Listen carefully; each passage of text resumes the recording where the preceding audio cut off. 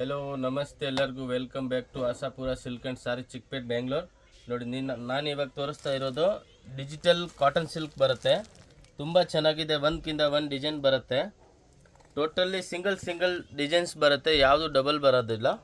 Quantity ಎಷ್ಟು ಬೇಕೋ ಸಿಗುತ್ತೆ, 5 ಪೀಸ್ 10 ಪೀಸ್ 20 ಪೀಸ್ ಒಂದೇ ಥರ ಬೇಕು ಅಂದ್ರೂ ಸಿಗುತ್ತೆ.